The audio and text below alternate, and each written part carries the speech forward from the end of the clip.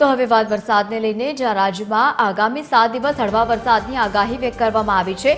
દક્ષિણ ગુજરાત, સૌરાષ્ટ્ર અને કચ્છમાં વરસાદી માહોલ રહેશે। સૌરાષ્ટ્ર અને કચ્છમાં પણ સાયક્લોનિક સર્ક્યુલેશનથી વરસાદી માહોલ જામશે। આ સમયગાળા દરમિયાન માછીમારોને આગામી 2 દિવસ દરિયો ન ખેડવા માટેની સૂચના આપવામાં આવી છે। તો બીજી તરફ અમદાવાદમાં વાદળછાયું વાતાવરણ સાથે હળવા વરસાદની પણ શક્યતાઓ વ્યક્ત કરવામાં આવી છે। દરિયાકાંઠાના વિસ્તારોમાં ઝડપી પવનો ફૂંકાવાની પણ પ્રબળ શક્યતાઓ વ્યક્ત કરવામાં આવી છે। રાજ્યમાં અત્યાર સુધી સિઝનનો જોકે 18%થી વધુ વરસાદી માહોલ જામી ચૂક્યો છે।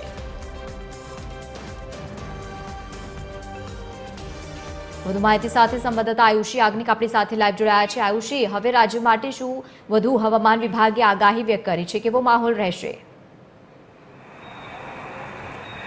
લવલી, જે રીતે સાયક્લોનિક સર્ક્યુલેશન સિસ્ટમ અને મોન્સૂન ટ્રફ છે તે રાજ્યમાં હાલ સક્રિય જોવા મળી રહ્યું છે, જેના કારણે 4 થી 9 ઓગસ્ટ સુધી રાજ્યની અંદર વરસાદની આગાહી કરવામાં આવી છે। જો કે આ વરસાદ હળવો અથવા તો મધ્યમ રહી શકે છે, કારણ કે આ કોઈ મજબૂત વરસાદી સિસ્ટમ નથી, માત્ર સામાન્ય વરસાદી સિસ્ટમ હોવાના કારણે રાજ્યના કેટલાક જિલ્લાઓની અંદર સામાન્ય વરસાદની આગાહી કરવામાં આવી છે, જેમાં સૌરાષ્ટ્ર, દક્ષિણ ગુજરાત અને ઉત્તર ગુજરાત સહિતના ભાગોનો સમાવેશ થાય છે। જ્યારે અમદાવાદની અંદર પણ વાદળછાયું વાતાવરણ રહેશે। ક્યાંક છૂટાછવાયા વરસાદી ઝાપટા પણ અમદાવાદમાં પડી શકે છે।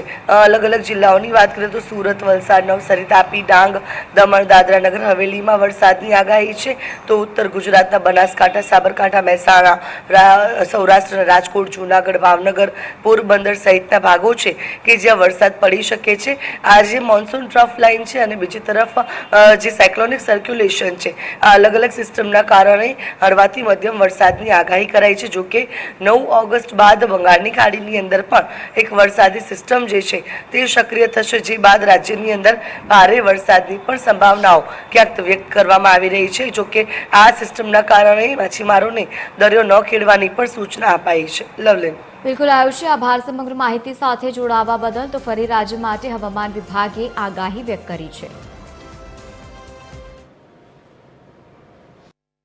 का जो फोरकास्ट दिया गया है 4 अगस्त से लेकर 10 अगस्त तक, इसमें गुजरात रीजन में इक्का दुक्का स्थान से लेकर कुछ ही जगह में हल्का से मध्यम बरसात का संभावना रहेगा, और जो सौराष्ट्र कच्छ रीजन में इक्का दुक्का स्थान में हल्का से मध्यम बरसात का संभावना है अगले 7 दिन।